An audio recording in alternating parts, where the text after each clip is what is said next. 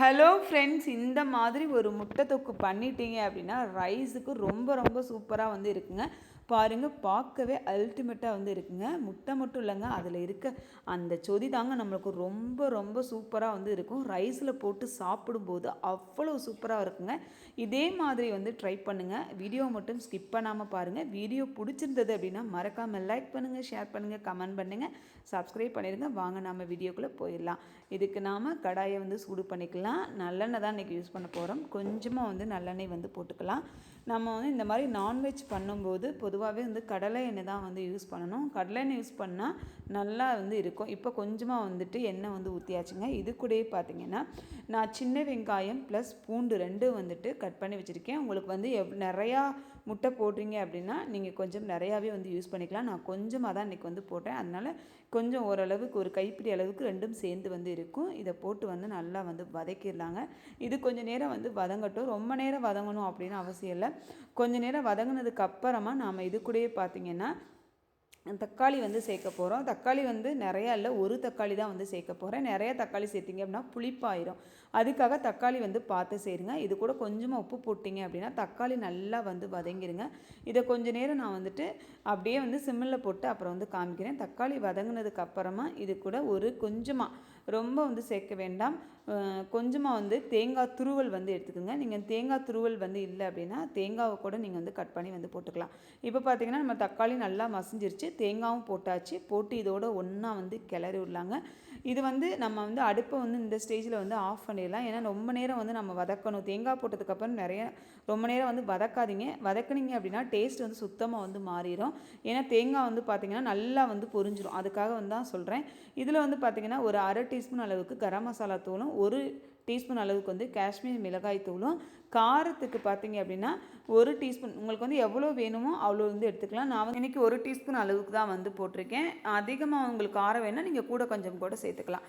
இப்போ இது எல்லாத்தையும் போட்டு ஒன்றா வந்து மிக்ஸ் பண்ணிக்கலாங்க. மிக்ஸ் பண்ணதுக்கப்புறம் இதை வந்து ஆற வச்சு நல்லா வந்து தண்ணி ஊற்றி அரைச்சி எடுத்து வச்சுக்கலாம். இது வந்து சைடில் வந்து அப்படியே ஆறட்டும். இப்போ தாளிப்புக்கு நாம் வந்து ரெடி பண்ண போகிறோங்க. இது வந்து நல்லா பேஸ்ட்டு மாதிரி வந்து அரைச்சி வந்து எடுத்துக்கோங்க. நல்லா பேஸ்ட்டாக வந்து அரையணும். இப்போ நம்மளுக்கு வந்து நல்லா ஆறிடுச்சு. இதை வந்து அரைச்சி எடுத்துக்கலாம். இப்போ அதே கடாயை வந்து சூடு பண்ணிக்கலாம். சூடு பண்ணிவிட்டு கொஞ்சமாக வந்து ஆயில் போட்டுக்குங்க. ஆயில் போட்டதுக்கப்புறம் கொஞ்சமாக வந்துட்டு சோம்பு தான் இதுக்கு வந்து யூஸ் பண்ணணும். அதை விட்டு ஜீரகம் வந்து போட்டுறாதீங்க. சோம்பு போட்டிங்க அப்படின்னா நல்ல வாசமாக வந்து இருக்கும். இது நல்லா வந்து பொரியட்டுங்க. பொரிஞ்சதுக்கப்புறம் ஒரு சின்ன துண்டு அளவுக்கு வந்து பட்டை வந்து யூஸ் பண்ணிக்கலாம். எப்போயுமே பட்டை இதுக்கெல்லாம் போடும்போது நிறையா நம்ம போடக்கூடாது. நிறையா போட்டோம்னா டேஸ்ட் வந்து சுத்தமாக வந்து மாறிடும். இதில் பார்த்திங்கன்னா ஒரு அரை பீஸ் வந்துட்டு முழுசாக இல்லாமல் அதில் வந்து பாதி வெங்காயம் வந்து நான் வந்து இன்றைக்கி சின்ன சின்னதாக வந்து கட் பண்ணி வச்சுருக்கேன். அதையும் இதில் போட்டு வந்து நல்லா பொரிச்சிக்கலாம். ஒரு 2 பச்சை மிளகாய் போட்டுக்கலாம். அது கூட கொஞ்சமாக வந்து கருவேப்பிலை போட்டு நல்லா வந்து இதை வந்து வதக்கிக்கலாம். நம்ம இப்போ வந்து ஏன் அதில் ஒரு டீஸ்பூன் அளவுக்கு மிளகாய் தூள் வந்து யூஸ் பண்ணேன் அப்படின்னு தெரிஞ்சிருக்குன்னு நினைக்கிறேன். ஏன்னா நம்ம வந்து பச்சை மிளகாய் வந்து 2 யூஸ் பண்ணாலும் நம்மளுக்கு வந்து அந்த காரமே வந்து போதுங்க. இப்போ இது எல்லாத்தையும் போட்டு நல்லா வந்து பொரியட்டுங்க. பொரிஞ்சதுக்கப்புறம் நம்ம அரைச்சி வச்சோம் இல்லையா, அந்த இதை வந்து அப்படியே வந்து இதில் வந்து ஊற்றிடலாம். ஊற்றிட்டு அப்படியே ஒரு கிளறி விட்டுடலாம். அதுக்கப்புறம் பார்த்திங்கன்னா இதில் கொஞ்சமாக வந்து தண்ணி ஆட் பண்ணிக்கலாம். ஏன்னா இது வந்து ஓவர் கெட்டியாக இருந்தால் நம்மளுக்கு வந்து என்ன ஆகிடும்னா தெறிக்க ஆரம்பிச்சிடும். அதனால் சிம்மில் வச்சுருங்க. சிம்மில் வச்சுட்டு கொஞ்சம் நேரம் வந்துட்டு அப்படியே வந்து விட்டீங்க அப்படின்னா கொஞ்சமாக வந்து மஞ்சள் தூள் கூட இதில் வந்து ஆட் பண்ணிக்கிறீங்க. நீங்கள் இந்த ஸ்டேஜில் ஆட் பண்ணிடுங்க. இறக்குறப்ப மஞ்சள் தூள் வந்து ஆட் பண்ண வேண்டாம். ஏன்னா இந்த ஸ்டேஜில் நம்ம வந்து ஆட் பண்ணால் தான் மஞ்சள் தூளுடைய வாசம்லாம் நம்மளுக்கு வந்து போகும். இப்போ இது கூட கொஞ்சமாக வந்து காஷ்மீர் மிளகாய் தூள், இது ஏன் போடனா ஒன்லி கலருக்காக மட்டும்தான். காஷ்மீர் மிளகாய் தூளில் அதிகமான வந்து காரம் வந்து இருக்காது. அதனால் இதை போட்டு கொஞ்சமாக வந்து தண்ணி ஊற்றிட்டு நம்ம முட்டைகளை வந்து கட் பண்ணி வச்சுருக்கோம். ஒரு முட்டையை வந்து 2 பீஸாக வந்து நான் வந்து கட் பண்ணி வச்சுருக்கேன். இதை வந்து அது கூடயே வந்து சேர்த்துடலாங்க. ரொம்ப சூப்பராக இருக்கும்.